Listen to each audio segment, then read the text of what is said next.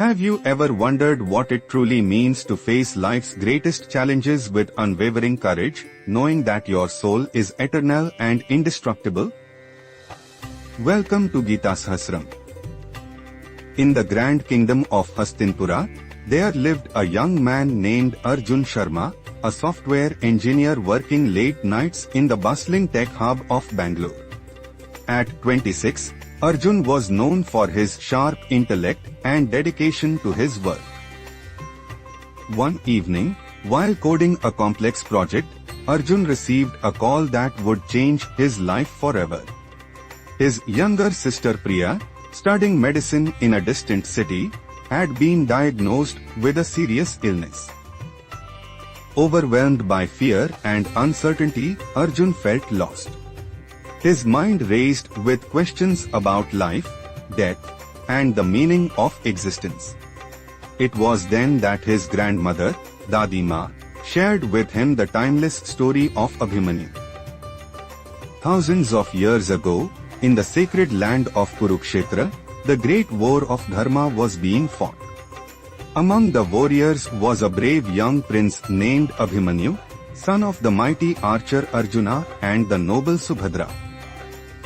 Abhimanyu was no ordinary warrior.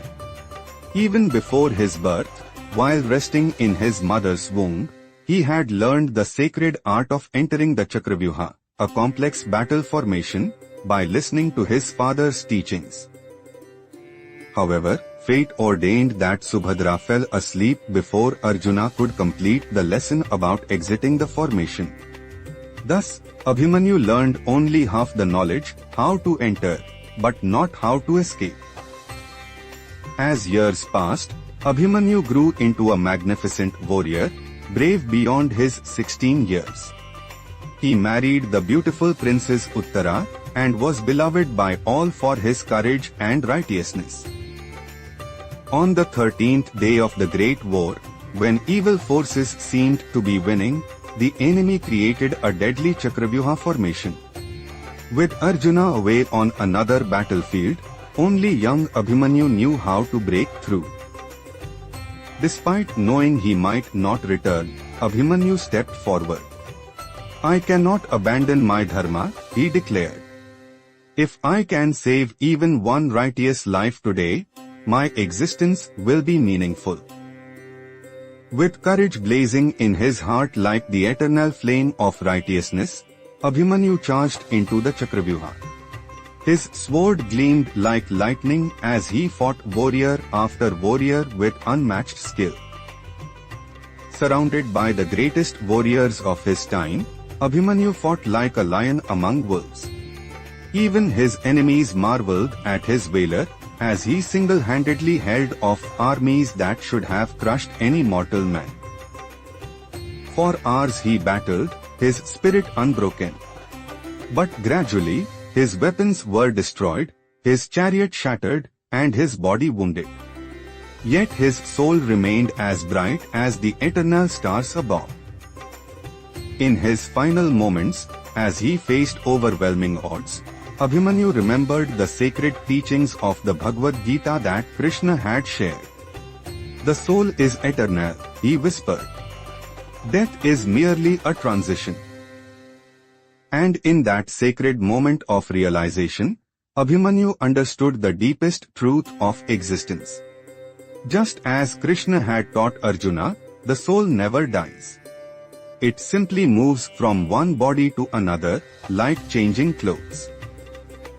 As Abhimanyu's earthly journey ended, his immortal soul merged with the cosmic consciousness, his dharma fulfilled. His sacrifice became a beacon of hope that lit the path to victory for righteousness. Hearing this eternal story, young Arjun Sharma felt a profound shift in his understanding. His grandmother's gentle voice continued, "Beta, just as Abhimanyu faced his challenge with courage, you too must find strength in the eternal truth. Your sister Priya's soul, like all souls, is indestructible. Her essence is eternal, beyond any illness or physical suffering. This body is temporary, but the soul within her is as immortal as Abhimanyu's. Arjun's eyes filled with tears of understanding, not sorrow. Dadi Ma, so when we fear death, we are forgetting our true nature, he asked, his voice filled with newfound wisdom. Exactly, Beta.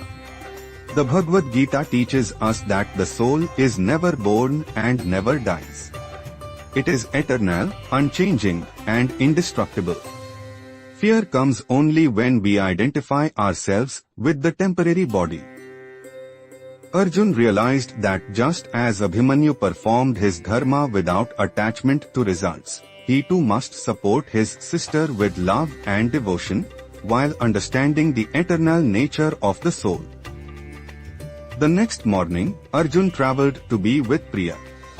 But now, instead of despair, he carried the light of eternal wisdom.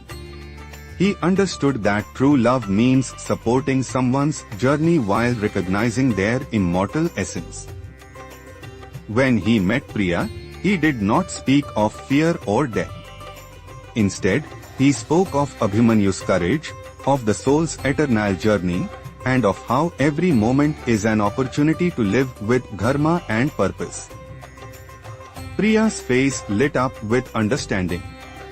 Bhai, so even in illness, I can live like Abhimanyu, with courage and without fear of the outcome, she asked, her spirit immediately stronger. Yes, Priya. The Bhagavad Gita teaches us to perform our duties, whether fighting illness or supporting each other without attachment to the fruits. We do what is right, and leave the results to the divine. Together, they faced the medical journey ahead with the wisdom of Abhimanyu performing their dharma with courage, treating both success and setbacks with equanimity, knowing the soul's journey is eternal. Months later, whether Priya's body healed or continued its natural cycle, both siblings had discovered the greatest truth, that the soul is beyond birth and death, and love transcends all physical limitations. Like Abhimanyu, who became immortal through his courage and dharma, they learned that when we live with the wisdom of the Bhagavad Gita, we discover our own eternal nature beyond all fears. In the cosmic dance of existence, every soul is on a journey of learning and growth. When we understand this truth, like Abhimanyu did, we face every challenge with the courage of the eternal. Hare Krishna.